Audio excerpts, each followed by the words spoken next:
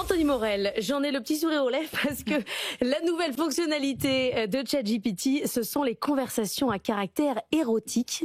L'IA qui se met au Minitel Rose. Oui, c'est presque ça. Alors ça, je dois dire que je m'y attendais pas. C'est une annonce qui a été faite par Sam Altman cette nuit sur X. Je sais pas quelle mouche l'a piqué. Il explique qu'il veut traiter les utilisateurs adultes comme des adultes, je le cite, et que donc à partir du mois de décembre, eh bien, il va y avoir un assouplissement des restrictions d'usage de ChatGPT. Concrètement, on va pouvoir en fait demander à ChatGPT d'avoir la personnalité qu'on souhaite. Donc on pourra lui demander de nous traiter comme un ami, de mettre des emojis partout dans la conversation par exemple, mais aussi d'aller jusqu'à des conversations à caractère érotique. Alors il utilise ce mot, il donne pas beaucoup plus d'informations, donc tout ça reste flou. Il utilise érotique parce que je pense que ça veut dire que ça ira pas jusqu'à la pornographie. Lâchons les mots, c'est important quand même d'avoir. Mais avant, si vous commenciez à avoir une petite conversation un peu graveleuse, c'était non, c'est normalement il s'arrête. Pas essayé, donc je sais pas. Non, mais normalement il vous met un stop. Voilà.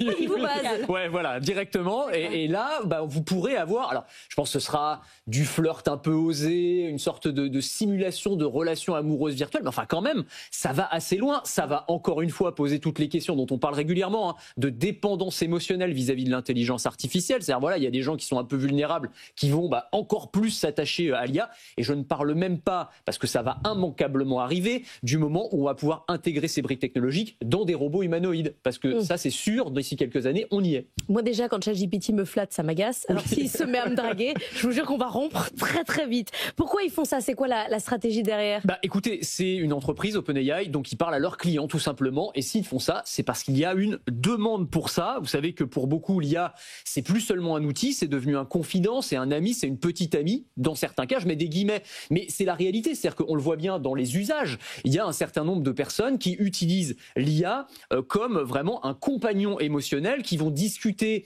de choses qui sont parfois très intimes, dont ils ne discuteraient même pas avec leurs meilleurs amis, et ça va parfois très très loin. Donc il y a une vraie demande pour ça. On a vu d'ailleurs que lorsque OpenAI a lancé la dernière version de ChatGPT, GPT-5, qui était censée être justement beaucoup plus froide, beaucoup plus directe dans la façon dont elle interagissait avec nous, pour limiter ces problèmes de dépendance, les gens ont dit on n'en veut pas. Nous, on veut une IA qui nous parle comme si on était des êtres humains. Et donc ils reviennent en arrière d'une certaine manière, et ils poussent même le curseur encore un peu plus loin. Et puis le dernier point, c'est qu'ils ne veulent pas non plus se laisser dépasser par toutes les applications spécialisées dans les relations amoureuses. Vous en avez déjà parlé. On parlait la semaine dernière de Zeta, cette application qui en Corée fonctionne mieux que ChatGPT auprès des jeunes. En termes de temps d'usage, c'est 2h30 en moyenne chez un certain nombre d'utilisateurs, plus de 2h30 en moyenne, où là, on va pouvoir carrément créer un ou une petite amie virtuelle avec lequel on va pouvoir discuter. Donc là, c'est exactement la même chose. ChatGPT se dit, on ne peut pas passer à côté de ce créneau-là. Il faut que nous aussi, on puisse proposer ça à nos utilisateurs. Mais alors, il y a un âge d'utilisation? Oui, alors oui, je ne l'ai pas précisé. Heureusement, c'est limité aux utilisateurs adultes et adultes vérifiés. Oui, quand même.